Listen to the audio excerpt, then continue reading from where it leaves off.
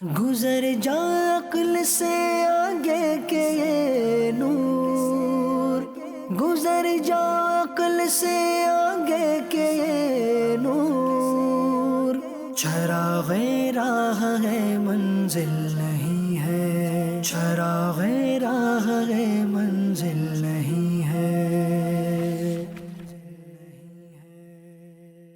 الحمدللہ رب العالمین والصلاة والسلام علی سید الانبیاء والمرسلین، اما بعد فاعوذ باللہ من الشیطان الرجیم، بسم اللہ الرحمن الرحیم۔ الصلاة والسلام علیک یا رسول اللہ وعلی آلک واصحابک یا حبیب اللہ۔ الصلاة والسلام علیک یا نبی اللہ وعلی آلک واصحابک یا نور اللہ۔ FGN چینل کے ناظرین پھر ایک بار لے کر حاضر ہو چکے ہیں پروگرام سفر کی ایک کہانی۔ آج بھی انشاءاللہ الکریم اپنے سلسلے میں ہم ایک سفر کو یہاں پر بیان کرنے والے ہیں انشاءاللہ الکریم۔ اس سفر کے ذریعے بہت باتیں ہم کو سیکھنے کو ملیں گی اور نئی باتیں اللہ نے چاہا ہم کو معلوم ہوں گی۔ جیسا کہ آپ کو معلوم ہے ہمارے ساتھ ایک مہمان خصوصی ہوتے ہیں ماشاءاللہ، وہ بھی ہمارے ساتھ موجود ہیں، مولانا علی مدنی صاحب۔ کیسے ہیں حضرت؟ آپ ٹھیک ہیں؟ الحمدللہ علی کل حال۔ ماشاءاللہ آج بھی کوئی ایک سفر اچھا سا بیان کرنے والے ہیں آپ؟ انشاءاللہ بالکل، کیا بات ہے۔ آئیے ابتداً درود پاک کی فضیلت کو سماعت فرماتے ہیں۔ مسلمانوں کی پیاری امی جان حضرت عائشہ صدیقہ رضی اللہ عنہا سے روایت ہے، رسول اکرم نور مجسم صلی اللہ علیہ وسلم نے ارشاد فرمایا کہ جب بندہ مجھ پر درود پاک پڑھتا ہے تو اس کی برکت سے ایک فرشتہ اللہ پاک کی بارگاہ میں حاضر ہوتا ہے۔ سبحان اللہ۔ اس فرشتے کے لیے حکم ہوتا ہے اسے میرے بندے کی قبر کے پاس لے جاؤ تاکہ یہ میرے بندے کے لیے مغفرت کی دعا کرتا رہے اور میرے بندے کی آنکھیں ٹھنڈی ہوتی رہیں۔ سبحان اللہ۔ ذات والا پہ بار بار درود، بار بار اور بے شمار بار درود۔ سبحان اللہ۔ قبر میں خوب کام آتی ہے، بے کسوں کی ہے یار غار درود۔ صلو علی الحبیب صلی اللہ تعالی علی محمد صلی اللہ علیہ وسلم۔ ناظرین کرام، آج شب جمعہ بھی ہے، جمعرات تھی اور اب جمعرات کی رات موجود ہے، تو یوں جمعے کی رات یہ کہلائے گی۔ اور جمعے میں تو ویسے بھی برکت مزید بڑھ جاتی ہیں، فضیلتیں مزید بڑھ جاتی ہیں، تو درود پاک پڑھنے کے حوالے سے بھی کئی احادیث مبارکہ موجود ہیں کہ جمعے کے دن جو اتنی مرتبہ درود پاک پڑھے تو اس کے لیے یہ فضیلت، اتنی بار پڑھے تو یہ فضیلت۔ تو جمعے کی برکت کو حاصل کرنے کے لیے اور درود پاک کی برکت کو حاصل کرنے کے لیے آپ نیت بھی کر لیں انشاءاللہ الکریم، کل کا جو دن ہے یعنی جمعہ کا دن ہے اس کو درود پاک پڑھ کر گزاریں گے۔ اور اب بھی پڑھ لیتے ہیں صلو علی الحبیب صلی اللہ تعالی علی محمد صلی اللہ علیہ وسلم۔ ناظرین کرام، آئیے بلا تاخیر بڑھتے ہیں اپنے سفر کی جانب۔ صلو علی الحبیب صلی اللہ تعالی علی محمد صلی اللہ تعالی علیہ وسلم۔ FGN چینل کے ناظرین، امید ہے کہ آپ ہمارے ساتھ اول تاخیر شریک رہیں گے اور اس کی برکتیں حاصل کریں گے۔ اس سے پہلے بھی ہم نے الحمدللہ اپنے اس پروگرام سفر کی کہانی میں قرآن کریم سے اور دیگر الحمدللہ معتبر سفر جو ہیں اپنے اس پروگرام کے اندر شامل کیے ہیں۔ کیف بھائی انشاءاللہ آج بھی ایک عظیم شخصیت کا سفر انشاءاللہ اپنے پروگرام میں شامل کریں گے۔ ویسے علی بھائی میں نوٹ کر رہا ہوں کہ ماشاءاللہ الکریم جب بھی آپ سفر لے کر آتے ہیں نا، واقعی میں ایک نرالا سفر لے کر آتے ہیں۔ یا تو قرآنی سفر ہوتا ہے یا وہ ایسا سفر ہوتا ہے کہ واقعی میں جو تاریخی سفر ہوتا ہے۔ اللہ پاک قبول فرمائے، اللہ پاک ہم سب کو اخلاص کے ساتھ یہ سب بیان کرنے کی توفیق عطا فرمائے۔ تو FGN چینل کے ناظرین، آج ہم بات کریں گے اللہ تبارک و تعالیٰ کے ایک عظیم برگزیدہ نبی جن کا اللہ تبارک و تعالیٰ نے بہت بڑا مقام رکھا ہے۔ میری مراد ہے ابو البشر، ابو الانبیاء حضرت سیدنا ابراہیم علیہ السلام کی اللہ تبارک و تعالیٰ نے آپ کو بڑا مرتبہ عطا فرمایا۔ میں ان کا تعارف تو کیا بیان کروں کہ اتنا عظیم مرتبہ ہے۔ آپ جو دیکھیں اگر تو نبی کریم صلی اللہ علیہ وسلم کے بعد تمام نبیوں کے اندر جن کا بڑا مرتبہ ہے، سب سے بڑا وہ حضرت ابراہیم علیہ السلام ہے، اور آپ کو ابو الانبیاء بھی کہا جاتا ہے۔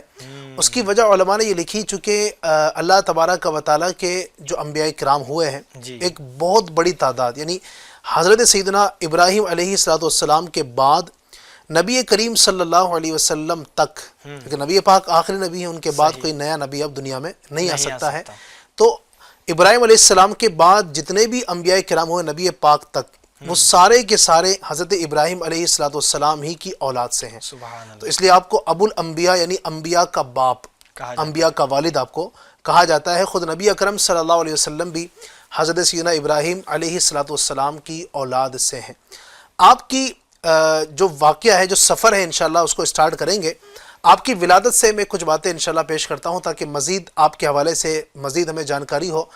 آپ کے زمانے میں ایک بادشاہ تھا جس کا نام تھا نمرود بن کنعان۔ نمرود کا نام کیا یہ وہی نمرود ہے جس کا نام سنا ہے؟ جی سنتے رہتے ہیں کہ جو بہت بڑا ظالم و جابر تھا، اور یہ بھی کہا جاتا ہے ناظرین کہ اس نے پوری دنیا پر حکومت کی، پوری دنیا کا یہ بادشاہ تھا۔ اس سے پہلے بھی ہم نے کئی پروگرام کے اندر یہ بیان کیا کہ 4 جو بادشاہ ایسے ہوئے جنہوں نے پوری دنیا پر حکومت کی ہے، جو 2 صاحب ایمان تھے اور 2 صاحب ایمان نہیں تھے۔ جو 2 صاحب ایمان نہیں تھے، مومن نہیں تھے، ان میں سے ایک یہ بھی تھا نمرود، جس نے پوری دنیا پر حکومت کی۔ تو اس نے ایک مرتبہ رات میں جو ہے نا وہ خواب دیکھا، اپنی نیند کے حالت میں۔ اس نے کیا دیکھا کہ ایک ستارہ طلوع ہوا، ستارہ نکلا، اور اس ستارے کی روشنی ایسی تھی کہ اس کی روشنی کے آگے چاند اور سورج کی روشنی بھی ماند پڑتی ہوئی نظر آ رہی تھی، یعنی پھیکی پڑ رہی تھی، پھیکی پڑ رہی تھی۔ اب یہ صبح جب اٹھا تو بڑا گھبرایا ہوا تھا کہ یہ کیسا عجیب و غریب خواب ہے، اس خواب کی تعبیر کیا ہے؟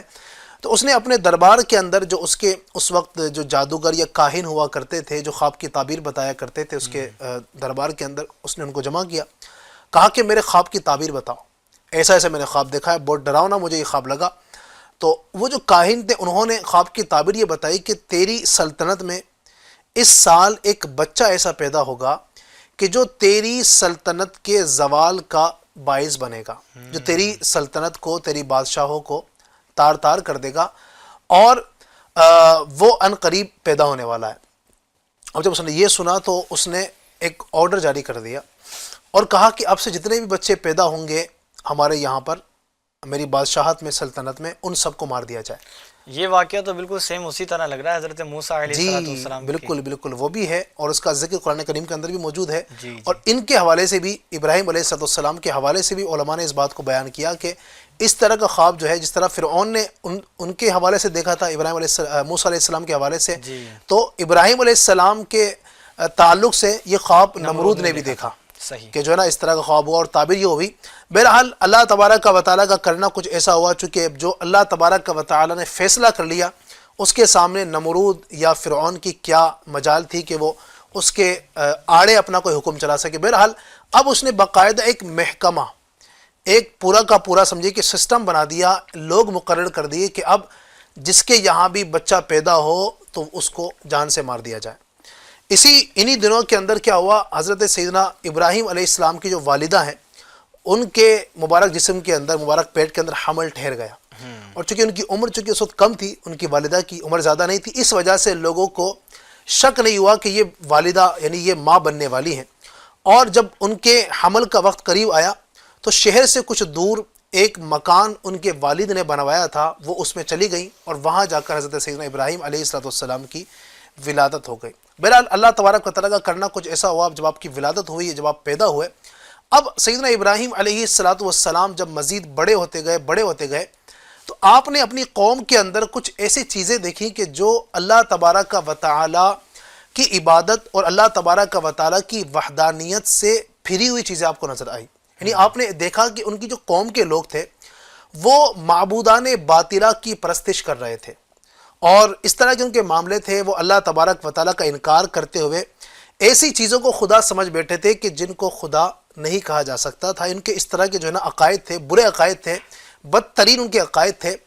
سیدنا ابراہیم علیہ السلام ان کے ان معاملات کو دیکھتے، اور آپ نے ایک وقت آیا، کافی وقت سلسلہ چلتا رہا، اور آپ علیہ السلام نے اب اپنی قوم کے لوگوں کے ساتھ مناظرہ کیا، ان کے ساتھ بحث کی، اور کہا کہ جن کو تم خدا مانتے ہو وہ تو خدائی کے لائق ہی نہیں ہے، صحیح ہے، وہ تو عبادت کے لائق ہی نہیں ہے جن کو تم خدا مانتے ہو۔ بہرحال بہت ان کے ساتھ ڈسکشن ہوا، ان کا بہت سارے معاملات ہوئے، آپ نے بہت سارے دلائل دیے۔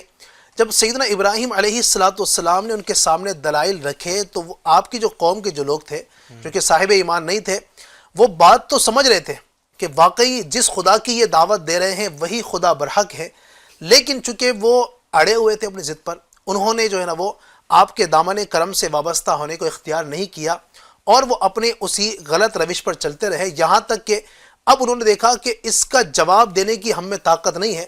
انہوں نے پلان بنایا، اور پلان یہ بنایا کہ جناب ہم جو ہے حضرت سیدنا ابراہیم علیہ السلام کے ساتھ کچھ برا سلوک کریں، ان کو ہم جان سے مار دیں۔ اب ان لوگوں نے جو ہے نا فیصلہ یہ کیا کہ جناب اب ان لوگوں نے آپس میں مشورہ کیا، اور مشورہ یہ کیا کہ ان کو ہم آگ کے اندر ڈالیں، ٹھیک ہے۔ نمرود اور جو اس کی جو قوم تھی ان لوگوں نے مشورہ کیا، جس کو اللہ تبارک و تعالیٰ نے قرآن کریم کے اندر بیان کیا، قالوا حرقوه وانصروا آلہتکم ان کنتم فاعلین، بولے ان کو جلا دو اور اپنے خداؤں کی مدد کرو اگر تم کچھ کرتے ہو۔ اور بعض نے یہی مشورہ دیا کہ ابنوا لہ بنیانا فالقوہ فی الجحیم، اس کے لیے ایک عمارت بناؤ پھر اسے بھڑکتی آگ میں ڈال دو۔ بہرحال ان کا اس پر اتفاق ہوا کہ اب ابراہیم علیہ السلام کو آگ کے اندر ڈال دیا جائے۔ اب ناظرین غور کیجئے گا آپ کہ سیدنا ابراہیم علیہ السلام کو حق بات کہنے پر آگ میں ڈالے جانے کا انتظام کیا جا رہا تھا۔ اب ہوا یوں کہ ان کی قوم کے لوگوں نے ایک عمارت بنائی، اچھا، اور اس عمارت کو جو ہے مضبوط پتھروں کے ساتھ بہت لمبی چوڑی ایک عمارت بنائی، اور کئی سالوں تک اس کے اندر وہ لکڑیاں جمع کرتے رہے، کئی سالوں تک۔ جی ہاں، اور کافی ساری جب لکڑیاں جمع ہو گئی کیف بھائی، تو ان لوگوں نے اس کے اندر آگ بھر دی، اور تفسیروں کے اندر اس بات کو لکھا گیا کہ وہ آگ اتنی بھیانک تھی، اتنی زیادہ شعلہ زن تھی کہ اس آگ کے اوپر سے یعنی آسمان تک بھی یعنی وہ کافی اونچائی تک، یوں سمجھیے کہ کافی اونچائی، اس کو مطلب کہہ سکتے ہیں آپ کہ اگر اس آگ کے اوپر سے بہت اونچے سے بھی اگر کوئی پرندہ اڑتا تھا تو وہ اس آگ کی تپش کی وجہ سے جل کر وہ خاک ہو جاتا تھا، بن جاتا تھا۔ اس قدر تیز اتنی بڑی آگ ان لوگوں نے حضرت سیدنا ابراہیم علیہ السلام کے لیے جلائی۔ بہرحال اب ان لوگوں کو یہ تیاری تھی کہ ابراہیم علیہ السلام کو آگ کے اندر ڈالا جائے۔ ان لوگوں نے ایک منجنیق جو ہوتی ہے، یہ ایک پھینکنے کا ایک آلہ، یعنی اس کو گریل کی طرح، غلیل جس طرح ہمارے یہاں ہوتی ہے نا، بچے کھیلتے ہیں غلیل، ایک مطلب پتھر رکھ کر کے اس کو زور سے کھینچ کر جو ہے نا پھینکتے ہیں، جی جی، تو وہ پتھر ایک جو نشانہ ہوتا ہے وہاں پر پہنچ جاتا ہے۔ تو انہوں نے اس مکان سے، اس عمارت سے کہ جس میں آگ بھڑکائی تھی، اس سے کچھ دوری پر، اتنی تیز آگ ہے کہ یہ لوگ اس کے قریب بھی نہیں جا رہے، قریب بھی نہیں جا سکتے تھے کہ ان کو اٹھا کے اس میں ڈالیں، کیونکہ ان کو یہ ڈر تھا کہ ہم جائیں گے تو ہم ہی جل جائیں گے۔ صحیح۔ تو کافی دوری پر ان لوگوں نے جو ہے نا وہ جو منجنیق تھی ایک بہت بڑی جو ہے نا وہ تیار کی، اور وہاں پر سیدنا ابراہیم علیہ السلام کو باندھ کر اس کے اندر بٹھا دیا۔ اب اس کو ان کو چھوڑ دیا۔ جب ان لوگوں نے اسے بٹھایا تو حضرت جبریل علیہ السلام اس وقت آپ کی بارگاہ میں حاضر ہوئے اور کہا کہ اے اللہ کے نبی، کیا مجھ سے کچھ کام ہے؟ کہا کہ تجھ سے کچھ کام نہیں ہے۔ تو کہا رب کی بارگاہ میں عرض کر دیجئے، مجھ سے نہیں کہنا تو اللہ تبارک و تعالیٰ سے ڈائریکٹ عرض کر دیجئے۔ کہا کہ میں اس سے بھی نہیں کہوں گا۔ کیوں؟ فرمایا اس لیے کہ اللہ تبارک و تعالیٰ میرے حال سے واقف ہے، سبحان اللہ، وہ مجھے دیکھ رہا ہے، مجھے اس سے دعا کرنے کی کیا حاجت ہے، وہ مجھے دیکھ رہا ہے اور میں اس کی رضا پر راضی ہوں، وہ چاہے گا تو مجھے بچا لے گا۔ یہ آپ کا ایک عظیم اللہ کی ذات پر توکل تھا۔ حالانکہ ہمیں حکم یہ ہے، آپ مومنین کو، مسلمانوں کو حکم یہ ہے کہ اگر پریشانی ہو تو اللہ تبارک و تعالیٰ سے دعا کرے، ہمیں یہ حکم ہے۔ لیکن یہ ان کا ایک الگ مقام تھا اللہ تبارک و تعالیٰ کی بارگاہ میں، یہ ان کا ایک عظیم توکل تھا، اللہ کی ذات پر بھروسہ تھا، تو انہوں نے اللہ تبارک و تعالیٰ کی بارگاہ میں دعا نہیں کی۔ بہرحال اب ان لوگوں نے جب سیدنا ابراہیم علیہ السلام کو منجنیق سے چھوڑا، جب آپ آگ کے قریب پہنچے تو اللہ تبارک و تعالیٰ نے آگ کو حکم دیا، فرمایا یا نار کونی برداً و سلاما علی ابراہیم، سبحان اللہ، اے آگ تو ابراہیم پر ٹھنڈی اور سلامتی والی ہو جا۔ کیا بات ہے، دو چیزیں فرمائی، ٹھنڈی ہو جا اور سلامتی والی ہو جائے۔ اس مقام پر حضرت سیدنا عبداللہ ابن عباس رضی اللہ تعالیٰ عنہ فرماتے ہیں کہ اللہ تبارک و تعالیٰ اگر صرف بردن فرماتا، بردن یعنی ٹھنڈی، سلامن نہیں فرماتا یعنی سلامتی والی، اللہ پاک صرف یہ فرماتا کہ اے آگ ابراہیم پر ٹھنڈی ہو جا، تو وہ آگ اتنی ٹھنڈی ہو جاتی کہ ابراہیم علیہ السلام انتقال فرما جاتے۔ لیکن اللہ نے فرمایا ٹھنڈی اور سلامتی والی، ٹھنڈک بھی ایسی کہ جس کے اندر سلامتی ہو، اس کے اندر انسان بچ سکے، وہ سلامت رہ سکے۔ تو اللہ تبارک و تعالیٰ کے اس حکم سے وہ آگ ٹھنڈی ہوئی، اتنی سلامتی والی ہو گئی کہ آپ جب اس آگ کے اندر گئے تو صرف جو آپ کی رسیاں جو تھی نا وہ صرف جلی، اور باقی آپ کے لیے پورا کا پورا وہ باغ بن گیا، گلے گلزار ہو گیا۔ سبحان اللہ، اور اس طرح آپ اللہ تبارک و تعالیٰ کے حکم سے وہ اس آگ سے بچنے کے اندر کامیاب ہوئے۔ چونکہ اب گفتگو کرنی آپ کے سفر کی، مزید میں انشاءاللہ جو اصل سفر ہے، ابھی تک یہ سمجھے کہ میں نے ایک ابتدائی کچھ باتیں بیان کی ہیں، مزید آپ کے سفر کے حوالے سے عرض کروں۔ اب ابراہیم علیہ السلام نے اپنی قوم کو جب دعوت دی اور اس پر ان لوگوں نے آپ کے ساتھ یہ غلط سلوک کیا، ابراہیم علیہ السلام نے مزید آگ سے نکل کر پھر ان کو ہدایت کی دعوت دی کہ شاید اب یہ مان جائیں، لیکن چونکہ ان کے دل پر مہر لگ چکی تھی اور وہ لوگ ماننے والے نہیں تھے، پھر آپ نے اپنے اہل خانہ کو اور مومنین کو جو ہے نا آپ نے فرمایا کہ اب ہمیں یہاں سے ہجرت کرنی ہے، کیونکہ یہ لوگ وہ ہیں کہ جو اللہ تبارک و تعالیٰ کی ذات پر ایمان نہیں لانے والے ہیں اور یہ اپنے عقائد باطلہ سے پلٹنے والے نہیں ہیں۔ لہٰذا آپ نے اپنی قوم اور ان لوگوں سے ارشاد فرمایا، آپ فرمایا قال انی مہاجر الی ربی انہ هو العزیز الحکیم، ابراہیم نے فرمایا میں اپنے رب کی طرف ہجرت کرنے والا ہوں، بے شک وہی عزت والا حکمت والا ہے۔ اور دوسرے مقام پر یہ بھی ہے وقال انی ذاہب الی ربی سیہدین، اور ابراہیم نے کہا بے شک میں اپنے رب کی طرف جانے والا ہوں، اب وہ مجھے راہ دکھائے گا۔ یہ کہہ کر آپ علیہ السلام اس قوم سے ہجرت کر گئے۔ ہجرت کرتے وقت آپ کے ساتھ آپ کی زوجہ محترمہ حضرت سارہ رضی اللہ تعالیٰ عنہ تھی، اور ساتھ ہی آپ کے بھتیجے حضرت سیدنا لوط علیہ السلام جو اللہ کے نبی ہیں وہ بھی آپ کے ساتھ اس سفر میں ساتھ میں ہو لیے۔ اب سفر آپ کا جو اصل میں بیان کرنا چاہ رہا تھا، اس سے پہلے ابتدائی کافی باتیں ہو چکی ہیں، وہی اس کی طرف میں آتا ہوں وہ کیا سفر تھا۔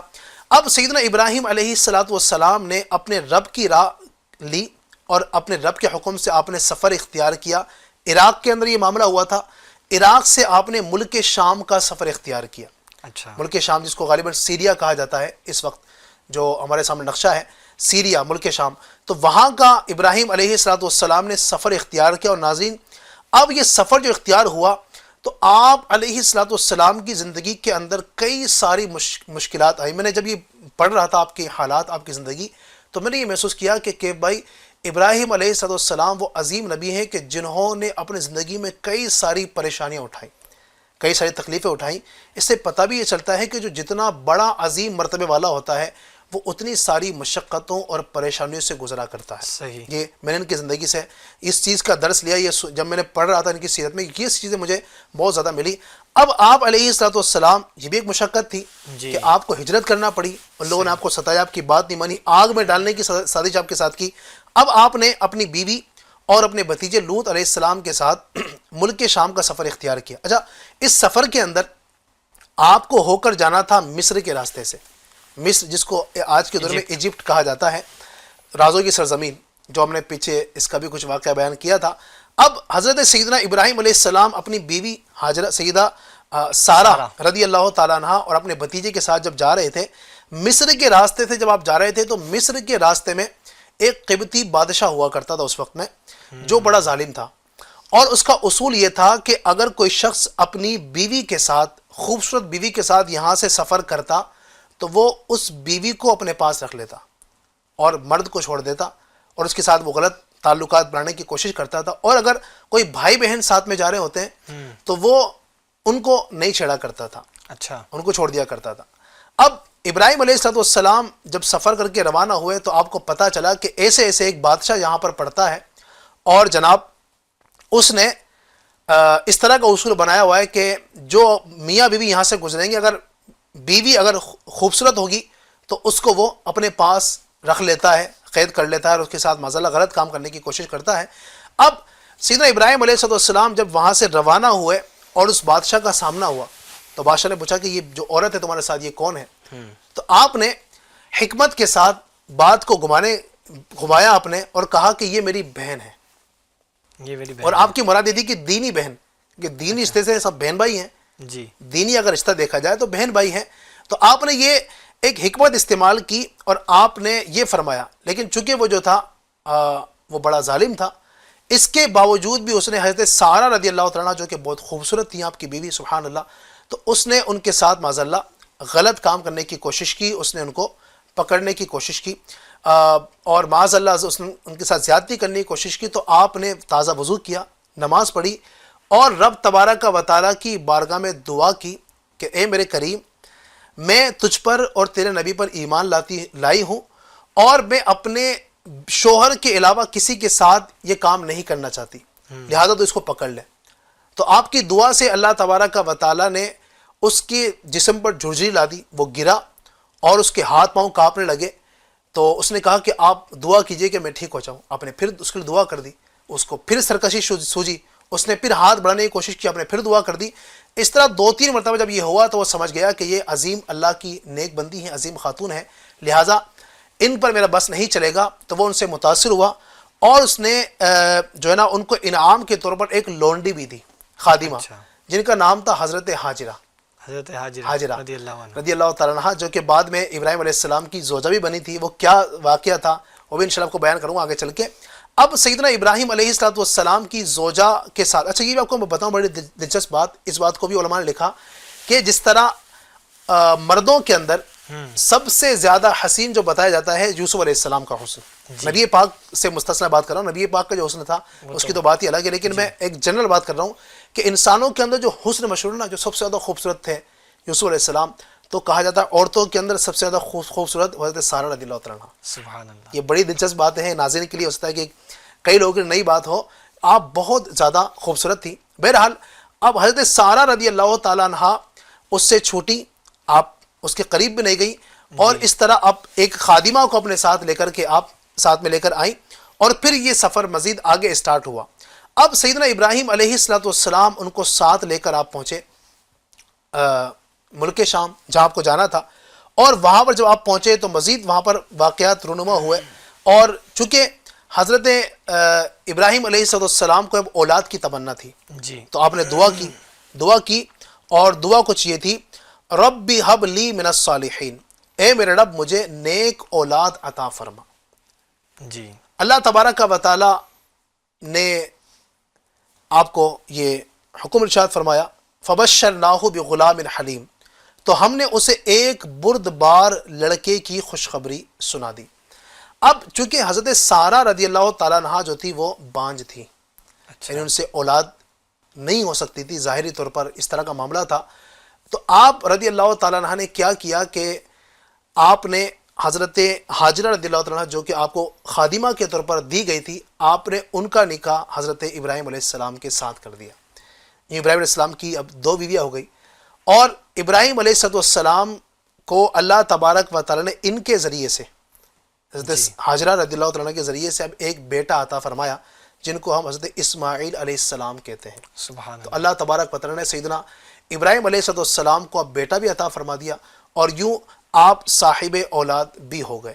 اب کیا بات ہے. اللہ تبارک و تعالیٰ نے, اب آپ دیکھیں ناظرین کہ ابراہیم علیہ السلام کو اتنے سفر آپ نے کیے, آپ کس طرح عراق سے تشریف لائے, مصر ہوتے ہوئے پھر ملک شام پہنچے. اتنا ہی بس نہیں ہوا, اب آپ کے جب بیٹے ہوئے, اب ظاہر سی بات ہے ایک باپ کو کئی سالوں کے بعد, ہے نا, ظاہر پہلی بیوی سے اولاد نہیں ہو پا رہی تھی, دوسرا اس نے نکاح کیا, ٹھیک ہے, اب اس سے کئی سالوں کے بعد اگر جو ہے وہ بیٹا ملے, ٹھیک ہے, کئی سالوں کے بعد اولاد ملے تو اس کی خوشی کتنی ہوگی. اس کے بعد اللہ تبارک و تعالی نے آپ کو حکم فرمایا کہ اب اپنے بیٹے اور اس کی ماں حاجرہ کو مکہ چھوڑ کر آ جاؤ. اللہ اللہ, کتنی بڑی سمجھے کہ آزمائش تھی آپ کے لیے, کتنی بڑی قربانی کا وقت تھا. یہ بہت بڑا وقت ہوتا ہے کہ جب اپنے بیٹے کو, چہیتے بیٹے کو, کہ جو کئی امیدوں کے بعد, کئی دعاؤں کے بعد, ہم کہتے ہیں نا کہ کئی دعاؤں کے بعد جو بچہ ملتا ہے, تمناؤں کے بعد ملتا ہے, اگر اس کو دور کرنے کی اگر بات کہی جائے, جو صاحب اولاد ہیں جو اس وقت میری بات کو سن رہے ہیں نا, کبھی ہمارا بچہ اگر ہم سے 1 دن کے لیے 2 دن کے لیے دور ہو جائے تو ماں باپ کو کیسی بے چینی جاتی ہے. آپ کچھ فرمانا چھوڑ کے بھی آنا ہے تو کہاں آنا ہے, عرب کہاں پر جانا ہے, اور اس وقت بالکل پانی نہیں تھا اور آبادی نہیں تھی, یعنی وہاں پر آبادی بھی جو پھیلی ہے وہ حضرت اسماعیل علیہ السلام اور آپ کی والدہ حضرت حاجرہ رضی اللہ تعالیٰ عنہ کی وجہ سے پھیلی ہے. صحیح, جو آبادی, جی, جو آبادی وہاں پر جو ہے بسی ہے وہ انہی کی وجہ سے. اب اللہ کا حکم تھا, اور ابراہیم علیہ السلام ظاہر ہے اللہ تبارک و تعالیٰ کے حکم کے پابند نبی جو ہیں. اب اتنے سالوں بعد اولاد ملی ہے تو آپ نے اپنی بیوی حضرت حاجرہ اور اپنے بیٹے, چونکہ اس وقت آپ کے بیٹے تو گود میں تھے, اپنی بیوی کو آپ نے کچھ نہیں کہا اور کہا کہ میرے ساتھ چلو. لے کر گئے ایسی جگہ پر کہ جہاں پر نہ پانی ہے, نہ کوئی اور چیز ہے, نہ کھانے کا وہاں پر انتظام ہے, اور چاروں طرف کوئی عمارت نہیں, کوئی ایسی جگہ نہیں کہ سر چھپانے کے لیے کوئی جگہ ہو, چاروں طرف پہاڑی پہاڑ ہیں, اور وہاں پر جا کر آپ کو بٹھا دیا, اور آپ ان سے منہ پھیر کر روانہ ہونے لگے.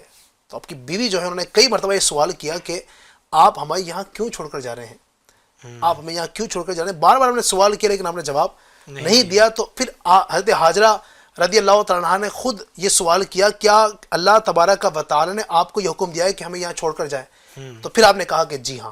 جب یہ جواب سننا تھا آپ مطمئن ہو گئی اور کہا کہ جب میرے رب کا حکم ہے تو میں اللہ تبارک و تعالیٰ کے حکم کے آگے اپنے سر کو جھکاتی ہوں اور اب مجھے آپ سے کوئی شکایت نہیں.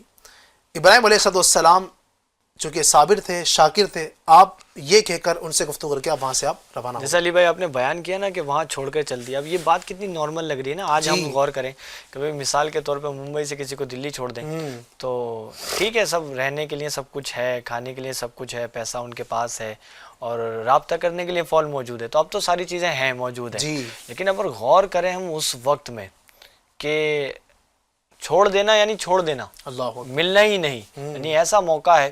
اور پھر یہ اللہ تبارک و تعالیٰ پہ توکل اور حکم کی فرما برداری کرنا، یہ ایک واقعی میں اپنے آپ میں کیا بات ہے، یہ بہت بڑی بات ہے اللہ تبارک و تعالیٰ کے حکم پر یعنی کہ ثابت قدم رہنا. بہرحال اب سیدنا اسماعیل علیہ السلام جو سب چھوٹے سے دودھ پیتے بچے ہیں، اب ظاہر کھانے کی کوئی چیز نہیں ہے، پینے کے لیے پانی نہیں ہے. اچھا بچے کو کیا چاہیے؟ دودھ چاہیے. دودھ چاہیے. ماں کے پیٹ میں کچھ جا ہی نہیں رہا تو دودھ کیسے بنے گا؟ صحیح. دودھ جو بنتا ہے ماں کے جو شکم کے اندر یعنی ماں کے جو پستان کے اندر یہ جو دودھ بنتا ہے وہ بنتا ہے غذا کے ذریعے سے. کچھ عورت کھاتی ہے، کچھ پیتی ہے، اسی سے دودھ جو ہے نا بچے کے لیے تیار ہوتا ہے. اب وہ کچھ پیٹ میں جا ہی نہیں رہا ہے، نہ پانی ہے نہ کھانا ہے، تو کیسے جائے؟ اب اسماعیل علیہ السلام کو لگی بھوک، ان کو چاہیے دودھ اور دودھ تو موجود نہیں ہے. اب آپ نے رونا شروع کیا. یہ بھی اللہ تبارک و تعالیٰ کی حکمت تھی. اللہ تبارک و تعالیٰ کو کچھ عجائبات اپنے اللہ کو اپنی قدرت کے کرشمے دکھانے تھے، اپنی قدرت کے نظارے دکھانے تھے. اب آپ نے رونا شروع کیا. ماں ظاہر سی بات ہے اپنے بچے کو دیکھے، وہ کیسے رہ سکتی ہے کہ میرا بچہ بلک رہا ہے، رو رہا ہے. اب آپ نے دوڑنا شروع کیا. آپ جس پہاڑی پر تھیں وہاں سے آپ نے دوسری پہاڑی پر دوڑا کہ شاید یہاں پانی مل جائے. پھر دوبارہ آپ اس پہاڑی سے اسی پہاڑی پر جہاں پہلے تھی پھر وہاں پر آئی، شاید یہاں پانی مل جائے. آپ پھر اس پہاڑی پر گئیں، اس پہاڑی پر گئیں. آپ نے اس طرح کرتے کرتے 7 چکر لگائے. کیا بات. اور اللہ تبارک و تعالیٰ کو یہ ادا آپ کی اتنی پسند آئی. وہ جو 2 پہاڑیاں تھیں اس میں ایک کا نام صفا ہے، ایک کا نام مروہ ہے. یہ 2 پہاڑیاں آج بھی الحمدللہ مکہ شریف کے اندر موجود ہیں. اور اللہ تبارک و تعالیٰ کو آپ کی یہ دوڑنے کی ادا اتنی پسند آئی کہ اللہ تبارک و تعالیٰ نے جو حج کرنے جاتے ہیں، جو عمرہ کرنے جاتے ہیں، ان کے لیے یہ دوڑنا واجب قرار دے دیا. سبحان اللہ. حالانکہ کوئی مقصد نہیں ہے، کوئی مقصد نہیں ہے دوڑنے کا. وہاں پر اتنی ساری جگہ ہے ماشاءاللہ، مکہ بندہ دھیرے چلے. لیکن اللہ تبارک و تعالیٰ نے ایک مقام یعنی آپ دھیرے دھیرے چلی، لیکن دھیرے دھیرے آپ چلی، لیکن بیچ میں جا کر ایک جگہ آتی ہے وہاں پر آپ دوڑی تھی، آپ پھر دھیرے چلی، تو اتنے ہی مقام پر دوڑنے کا حکم ہے. اب یہ بھی نہیں کہ پورے سفر کے اندر جو صفا سے مروہ پورے آپ دوڑیں گے، نہیں. جتنے مقام پر حضرت حاجرہ دوڑی تھی وہاں پر میلین اخضرین 2 لائٹ لگی ہوئی ہیں اس کی یاد کے لیے، وہ نشانی بتانے کے لیے. جو لائٹیں ہیں ہری لائٹیں، اسی کے بیچ میں دوڑنا ہے، جی پورے میں نہیں دوڑنا ہے. یہ اللہ تبارک و تعالیٰ کو ان کی ادا کیسی پسند آئی. خیر وہاں پر آپ دوڑی. پھر آپ جب واپس پہنچی تو حضرت سیدنا اسماعیل علیہ السلام جو اپنی ایڑیاں رگڑ رہے تھے، اس ایڑی رگڑنے کی برکت سے اللہ تبارک و تعالیٰ نے وہاں پر ایک چشمہ پیدا فرما دیا جس کو آب زمزم کہا جاتا ہے. یہ یوں سمجھ لیں کہ یہ ہم سب لوگوں پر ایک ان کا احسان بھی سمجھ لیں اور ان کے ذریعے جو کرم نوازشیں ہوئی ہیں ہمارے. سبحان اللہ سبحان اللہ. کیا بات ہے، راستے کھل گئے نا الحمدللہ. تو یوں ان کے مبارک قدم سے اور ایڑیاں رگڑنے سے چھوٹے بچے جو آپ تھے اسماعیل علیہ السلام، الحمدللہ وہاں پر چشمہ جاری ہوا جس کو آب زمزم کہا جاتا ہے. اور وہ آب زمزم کا چشمہ اللہ کی رحمت سے آج بھی موجود ہے اور وہ قیامت تک موجود رہے گا. وہ کتنا برکت والا پانی تھا جو ان کے قدموں کی برکت سے پیدا ہوا. بہرحال آگے اور بھی بہت ساری چیزیں ہوئی. ابراہیم علیہ السلام کا یہ سفر آج مکمل نہیں ہوا، آگے مزید. اچھا اللہ تبارک و تعالیٰ نے آپ کی جو دوسری بیوی ہیں جو کہ بانجھ تھی، جن کے بچہ نہیں ہو سکتا تھا، اللہ پاک نے ان کو بھی پھر اولاد عطا فرمائی. کیا بات ہے. یعنی بانجھ عورت کو بچہ ہو جانا، اور وہ کس عمر کے اندر ہوا، یہ بڑی دلچسپ بات ہے. انشاءاللہ میں آپ کو بتاؤں گا تو یقین مانیے آپ کا ایمان تازہ ہو جائے گا. اللہ تبارک و تعالیٰ کیا کر سکتا ہے، یہ ایک یقین مانیے کہ اتنی عظیم بات ہے. میں آپ کو بتاؤں گا انشاءاللہ، مزہ آئے گا چونکہ وقت ہمارا مختصر ہو چکا ہے، ختم ہو چکا ہے. آگے بھی ابراہیم علیہ السلام کا اور سفر ہے، ان کی بہت ساری قربانیاں. انشاءاللہ نیت ہے کہ اگلے ایپیسوڈ میں اس کو بیان کریں گے، تو کنٹینیو انشاءاللہ آپ نے اس کو دیکھنا ہے. جی کیف بھائی ماشاءاللہ بیان تو شاندار ہوا سفر.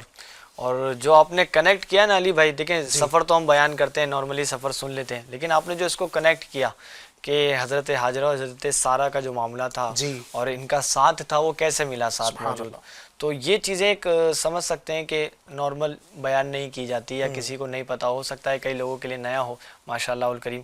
تو اگر کسی سے سوال کیا جائے کہ حضرت ابراہیم علیہ السلام کی جو پہلی بیوی ہیں ان کا نام کیا ہے, تو ناظرین کے لیے ایک اچھا جواب ہو سکتا ہے کہ حضرت سارہ رضی اللہ عنہا ہے. اچھا, ایک دوسرا سوال یوں ہو سکتا ہے کہ حضرت یوسف علیہ السلام کی خوبصورتی دنیا میں مشہور ہے, وہ ایسی عورت کا نام, عورتوں میں یعنی ان کا نام بتائیے کہ جن کی خوبصورتی مشہور ہو, یا جن کو مشہور نہ بھی ہو تو ان کو خوبصورتی زیادہ ملی تھی. تو وہ یوں کہہ سکتے ہیں حضرت سارہ رضی اللہ عنہا تھی. ماشاءاللہ, اللہ پاک ان نیک لوگوں کا ہمیں صدقہ عطا فرمائے. اور پھر دیکھیں ناظرین کرام, حضرت سارہ رضی اللہ عنہ کے حوالے سے, عنہا کے حوالے سے, جو وہ نمرود تھا, اس نے غلط, نمرود نہیں سوری, دوسرا جو بادشاہ تھا, ایک بادشاہ تھا, اس نے غلط کرنا چاہا, لیکن آپ کا دیکھیں گناہ سے بچنے کا کیسا پکا ذہن تھا. آپ نے وضو کیا اور اللہ تبارک و تعالیٰ کی بارگاہ میں رجوع کیا کہ اللہ پاک میں پریشانی میں ہوں, اس پریشانی کو دور فرما. تو اس سے ایک درس ہمیں بھی ملتا ہے اور ایک بات سمجھ میں آتی ہے کہ اگر ایسے معاملات ہوں, گناہ کے معاملات بڑھ رہے ہوں یا کوئی پریشانی کے معاملات ہو جائیں, تو وضو کریں اور اللہ تبارک و تعالیٰ کی بارگاہ میں دعا کریں. اور چاہتے تو یہی ہیں کہ ہم لوگ بھی نیک بن جائیں, ان کا صدقہ ہمیں نصیب ہو جائے, ہم بھی اسی طرح عمل کرنے والے بن جائیں, لیکن شیطان پیچھے لگا ہے, نفس بھی پیچھے ہے, اور اس طرح کے معاملات ہو ہی جاتے ہیں. اور ہمیں ڈرنا چاہیے, حتی الامکان گناہوں سے بچنا چاہیے, اور بلکہ بچنا ہی چاہیے گناہ سے, تو گناہ ہونا ہی نہیں چاہیے. اور اس کے لیے, بچنے کے لیے ہمیں دعا بھی کرنی چاہیے. بس اتنا نہیں ہے کہ بس ہم کوشش کریں, کوشش کے ساتھ ہم دعا بھی کریں, کیونکہ دور اتنا نازک چل رہا ہے کہ گناہ سے بچنا بہت زیادہ مشکل ہو گیا ہے. اللہ کریم ہماری جوانی کو سلامت رکھے, ہماری حیا کو برقرار رکھے, اور گناہ سے ہم سب کو محفوظ فرمائے. صلو علی الحبیب صلی اللہ علیہ محمد صلی اللہ علیہ وسلم. FGN چینل کے ناظرین, سلسلہ آپ ملاحظہ کر رہے ہیں سفر کی کہانی. انشاءاللہ الکریم اگلے سلسلے میں, جیسا کہ علی بھائی نے فرمایا, ایک نئی بات اسی سے ریلیٹڈ آپ کو بتائیں گے انشاءاللہ الکریم. تو اس کو آپ مس نہیں کیجیے گا انشاءاللہ الکریم. ملتے ہیں سیٹرڈے کو, تب تک کے لیے اپنا خاص خیال رکھیں. اور ایک عرض ضرور کرنا چاہوں گا, آج جمعرات ہے اور شب جمعہ ہے. الحمدللہ دعوت اسلامی انڈیا کی جانب سے جگہ جگہ پر ہفتہ وار اجتماع کا سلسلہ ہوتا ہے. آج جیسے ہم لوگ ممبئی میں حاضر ہیں, تو یہاں پر بھی فیضان مدینہ میں ہفتہ وار اجتماع کی ترکیب ہے. دیگر اور بڑی سٹیز میں اور دیگر گاؤں میں جہاں جہاں دعوت اسلامی کا ماحول ہے, وہاں پر اجتماعات کا سلسلہ ہوتا ہے. تو آپ کوشش کریں اجتماعات میں شرکت فرمائیں. اور اگر آپ کو معلوم نہیں ہے کہ ہمارے قریب میں کہاں اجتماع ہوتا ہے, تو میں آپ سے عرض کروں گا کہ آپ کسی امام والے, دعوت اسلامی والے کو ڈھونڈیں اور ان سے پوچھیں, تو انشاءاللہ الکریم وہ آپ کو ضرور بتائیں گے. خیال رکھیے گا. السلام علیکم ورحمۃ اللہ وبرکاتہ. گزر جا عقل سے آگے کے یہ نور, گزر جا عقل سے آگے کے یہ نور, چراغ راہ ہے منزل